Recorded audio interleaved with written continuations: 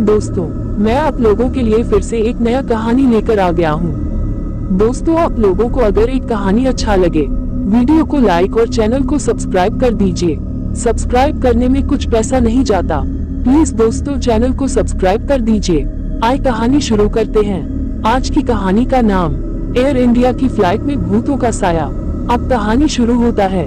अवनीत और उसके दोस्त समीर ने एक बार फिर से विदेश यात्रा का प्लान बनाया था।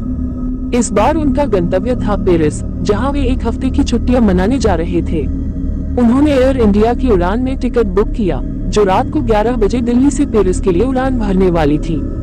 अवनीत ने सुन रखा था कि कुछ उड़ानों के दौरान अजीब घटनाएं होती हैं, लेकिन उसने कभी इस पर ज्यादा ध्यान नहीं दिया था। जब वे दोनों दिल्ली एयरपोर्ट पर पहुंचे, तो वहां का माहौल सामान्य था। वे चेक इन के बाद फ्लाइट में बोर्डिंग के लिए गेट पर पहुंच गए। लेकिन जैसे जैसे समय पास आता गया, अवनीत को एक अजीब सा एहसास होने लगा। वह जब भी आसपास देखता, उसे ऐसा लगता कि कोई उसे घूर रहा है, लेकिन हर बार देखने पर उसे कुछ नहीं दिखता। फ्लाइट ने रात के 11 बजे उड़ान भरी। समीर अपनी सीट पर आराम से बैठा था और अपनी यात्रा का आनंद ले रहा था, लेकिन अवनीत को बेचैनी हो रही थी। उसे ऐसा महसूस हो रहा था जैसे प्लेन के भीतर कुछ असामान्य हो रहा है।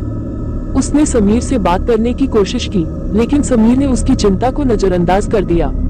जब फ्लाइट ऊंचाई पर पहुंची, तब अवनीत ने अचानक अपने पास वाली सीट पर एक परछाई देखी। उसने पलट कर देखा, लेकिन वहां कोई नहीं था। उसने इसे अपनी आंखों का धोखा समझा और खुद को शांत करने की कोशिश की। लेकिन जब फ्लाइट के अंदर लाइट्स डिम हुई, तो अवनीत को फिर से वही परछाई दिखाई दी, इस बार साफ और स्पष्ट। वह एक सफेद साड़ी में लिपटी महिला की थी, जिसका चेहरा धुंधला था। अवनीत ने घबराकर समीर को जगाया, लेकिन जब तक समीर ने आंखें खोली, वो परछाई गायब हो चुकी थी। समीर ने अवनीत को समझाया कि वह थकान के कारण भ्रमित हो रहा होगा, लेकिन अवनीत को यकीन था कि उसने जो देखा था वह वास्तविक था। उसने फ्लाइट अटेंडेंट से बात करने का फैसला किया। अटेंडेंट ने उसकी बात सुनी और उसे आश्वासन दिया कि सब कुछ ठीक है, लेकिन उसके चेहरे पर एक अजीब सी उदासी थी। अटेंडेंट ने कहा, ये फ्लाइट नंबर 369 है न? और अवनीत के हाँ कहने पर वह थोड़ा चौंक गई। उसने अवनीत को कहा कि वह अपनी सीट पर जाकर आराम करे और चिंता न करे। अवनीत के मन में अब और ज्यादा सवाल उठने लगे। उसने इंटरनेट पर इस फ्लाइट के बारे में सर्च करना शुरू किया। जो जानकारी उसे मिली वह चौंकाने वाली थी। फ्लाइट 369 के बारे में अफवाहें थी कि कई साल पहले इस फ्लाइट में एक महिला की रहस्यमयी मौत हुई थी। तब से इस फ्लाइट में यात्रियों ने बार बार अजीब अनुभवों की शिकायत की थी। अवनीत का दिल अब जोरों से धड़क रहा था। उसने समीर को जगाया और उसे सारी बातें बताईं। समीर ने उसे समझाने की कोशिश की कि यह सब महज अफवाहें हैं, लेकिन उसकी बातों में भी अब वह आत्मविश्वास नहीं था। तभी प्लेन में अचानक झटके लगने लगे और लाइट्स पूरी तरह से बंद हो गईं। चारों ओर अंधेरा छा गया और यात्रियों में हड़कंप मच गया। इस अंधकार में अवनीत को फिर वही परछाई दिखाई दी, इस बार और भी करीब। उसने देखा कि वह महिला अब उसके सामने खड़ी थी और उसके चेहरे पर एक भयावह मुस्कान थी। अवनीत की चीख निकल गई, लेकिन उसकी आवाज जैसे कहीं खो गई हो। फ्लाइट में चीख पुकार मच गई। कुछ यात्रियों ने देखा कि उनके सामान खुद ब खुद हिल रहे थे और फ्लाइट के अंदर एक ठंडी हवा बह रही थी। समीर ने अवनीत का हाथ पकड़कर उसे सांत्वना देने की कोशिश की, लेकिन वह खुद भी डर से कांप रहा था।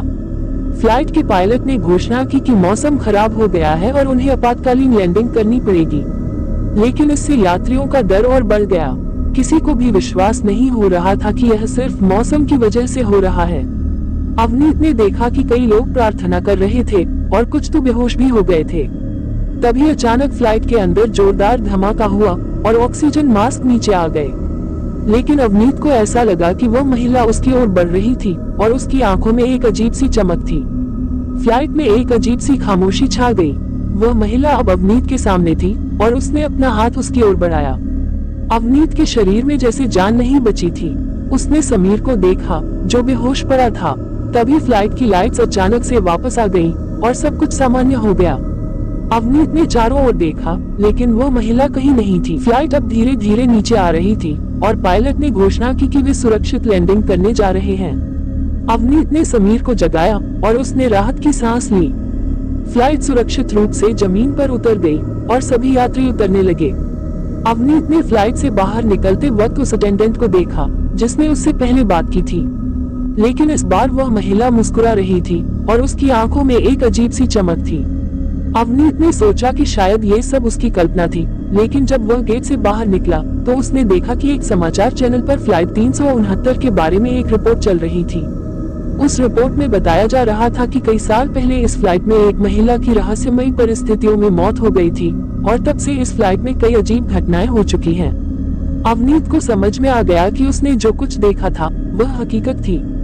उस महिला की आत्मा अभी भी फ्लाइट में भटक रही थी और शायद वह उस रहस्य को उजागर करने की कोशिश कर रही थी जो उसकी मौत के पीछे छिपा था।